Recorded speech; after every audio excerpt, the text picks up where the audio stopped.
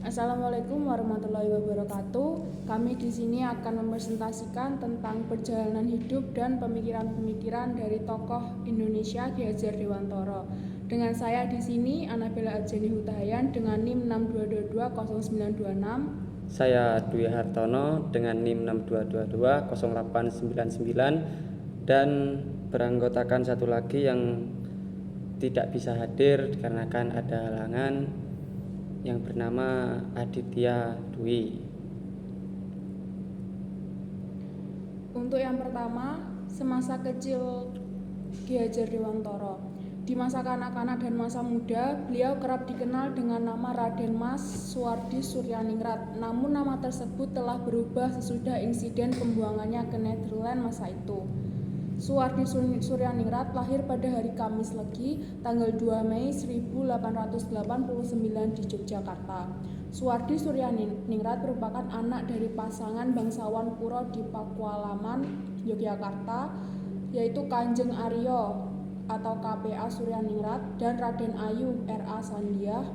Ayahnya, KPA Suryaningrat, adalah putra Kanjeng Gusti Pangeran Adipati Aryo Pakualam III, dan demikian Suwardi Suryaningrat adalah cucu KGPAA Pakualam III. Suwardi Suryaningrat mendapatkan kesempatan bersekolah dan belajar di Europe's Lange School atau ILS atau Sekolah Dasar Belanda 7 tahun. Selanjutnya yaitu semasa remaja. Semasa remaja Ki Hajar Dewantara sempat bersekolah di Stovia tetapi dikeluarkan karena sakit. Namun karena sakit selama 4 bulan, Suwardi Suryaningrat tidak naik kelas dan beasiswanya dicabut. Akan tetapi alasan sebenarnya dicabutnya beasiswanya itu Suwardi Suryaningrat mendeklarasikan sebuah sajak dalam suatu pertemuan. Sajak itu menggambarkan keperwiraan Ali Basah Sentot Prawiro Dirjo, seorang panglima perang Diponegoro. Setelah meninggalkan Stovia, Suwardi Suryaningrat belajar sebagai analis pada laboratorium pabrik gula Kalibagor, Banyumas. Kemudian menjadi pembantu apoteker di Apotik Ratkam Malioboro, Yogyakarta pada tahun 1911 sambil menjadi jurnalis atau wartawan pada Surat Kabar Sedyotomo dalam bahasa Jawa dan Miden Java dalam bahasa Belanda di Yogyakarta dan The Express di Bandung.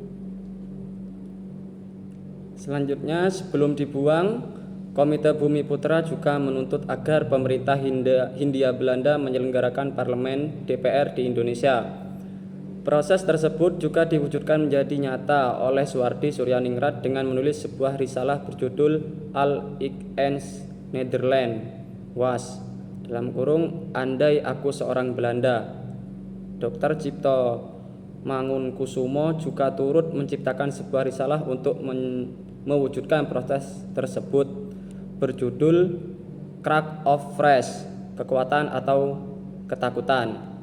Tak berhenti di sana, Suwardi Suryaningrat juga menciptakan risalah keduanya berjudul N War Allen Mar Ok Allen for N. Satu buat semua tetapi juga semua buat satu. Hal yang dilakukan keduanya menuai pujian dari Dr. Evedos Dekker yang baru pulang dari luar negeri. Pujian tersebut ditunjukkan dengan menulis Ons Helden Cipto Mangunkusumo N Raden Mas Suwardi Surjaningrat, pahlawan-pahlawan kita, Cipto Mangunkusumo dan Raden Mas Suwardi Surjaningrat.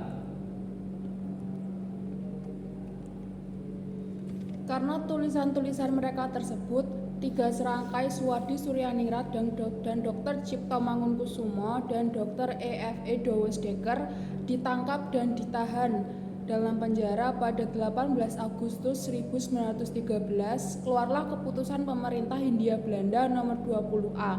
Suwardi Suryaningrat dibuang ke Bangka, Dr. Cipto Mangunkusumo ke Banda Neira dan Dr. E.F.E. Dowes Dekker ke Timor Kupang. Namun atas kesepakatan bersama, mereka akhirnya setuju dipindahkan ke Nederland.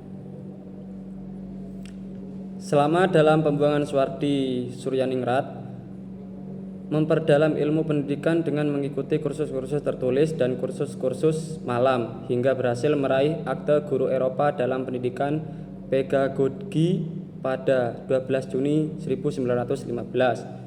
Sesuai dengan tujuan semula, Soehardi Suryaningrat, Dr. Cipto Mangkusumo, dan Dr. E.F.E. Dosdekker minta dibuang ke negeri Belanda karena ingin melanjutkan perjuangan di negeri Belanda. Dari 3 serangkai yang diasingkan di negeri Belanda tersebut, Dr. Cipto Mangunkusumo diizinkan untuk kembali ke Indonesia karena sakit pada tahun 1914 dan disusul oleh Dr. E.F.E. Dosdekker pada tahun 1918.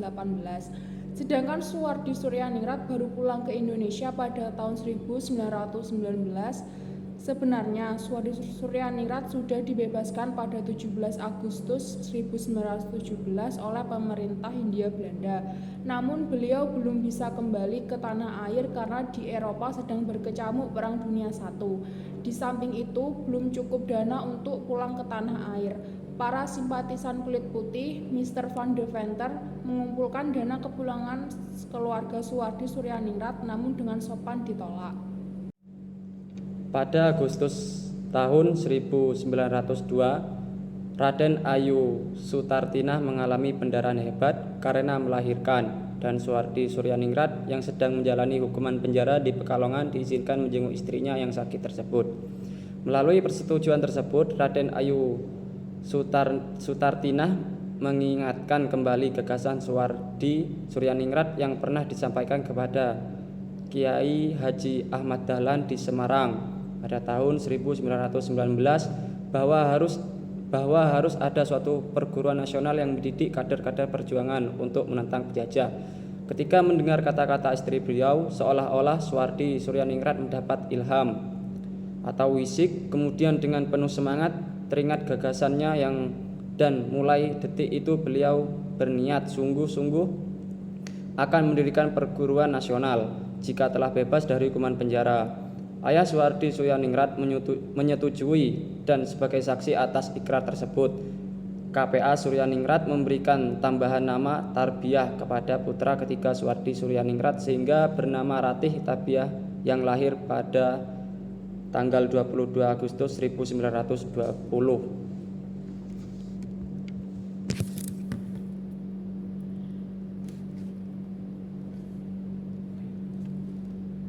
Inti-inti pokok pikiran dan pembahasan secara komprehensif.